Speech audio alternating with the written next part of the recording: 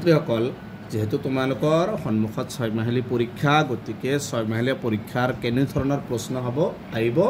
গতিকে আজি এই ভিডিঅ'ত ক্লাছ 5ৰ অসমীয়াৰ 2021 চনৰ 6 মাহিলী পৰীক্ষাৰ প্ৰশ্নসমূহ আলোচনা কৰিম গতিকে তোমালোকৰ প্ৰশ্নসমূহ চাবা ধুনীয়াকৈ যেহেতু এনেকুৱা ধৰণৰ প্ৰশ্ন আহিব যেহেতু তোমালোকৰ সিলেবাছৰ লগত একে মিল আছে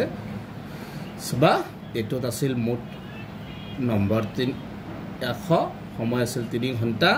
1 নম্বৰ দিছে তলত দিয়া যিকোনো এটি কবিতাৰ প্ৰথম 8 শাৰী মুখস্থ লিখা ইয়াত আছে 8 মাৰ্ক আছে সন্ধিয়া বা পেপা 2 নম্বৰ আছে উত্তৰ দিয়া যিকোনো 7টা ইয়াত আছে 7 মাৰ্ক যিকোনো 7টা লিখিলে হল 1 মাৰ্কৰ প্ৰশ্নবিলাক চাবা প্ৰশ্নকেইটা তাৰ পিছত দিছে 3 নম্বৰত 2-3টা বাক্যত উত্তৰ দিয়া যিকোনো 7টা ইয়াতো 7টা দিয়া আছে যিকোনো ইয়াতো এইবিলাক হৈছে 2 মাৰ্কৰ কোশ্চেন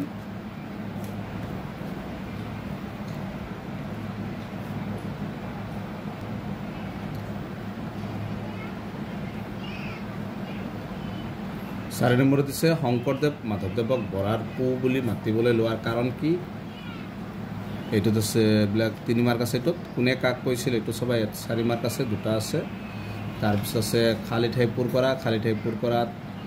আছে 2 মাৰ্ক দুটাই আছে তাৰ পিছত দিছে বাক্য ৰচনা কৰা যিকোনো 5টা ইয়াতো 5 মাৰ্ক আছে বাক্য ৰচনা কৰাত তাৰ পিছত দিছে 8 নম্বৰত তলত দিয়া শব্দৰ অৰ্থ লিখা যিকোনো 5টা ইয়াতো 5 মাৰ্ক আছে বিপৰীত অৰ্থ লিখা যিকোনো 3টা ইয়াত 3 মাৰ্ক আছে 10 নম্বৰ একে অৰ্থ বুজোৱা অৰ্থ লিখা যিকোনো 3টা এটা শব্দত প্ৰকাশ কৰা ইয়াত আছে 5টা আছে 5 মাৰ্ক তাৰ পিছত 12 নম্বৰ সমতুকা লিখা যিকোনো দুটা ইয়াত আছে 6 মাৰ্ক আছে তাৰ পিছত ব্যাকৰণৰ পৰা আছে পদ কাক বুলি কি প্ৰকাৰ আৰু কি লিখা ইয়াত আছে 4 মাৰ্ক আছে কংহৰ লগত খংহ মিলোৱা ইয়াত আছে 5টা আছে 5 মাৰ্ক তাৰ পিছত তলতে যিকোনো এখন ৰচনা লিখা স্থানীয় উৎসৱ ৰেডিঅ'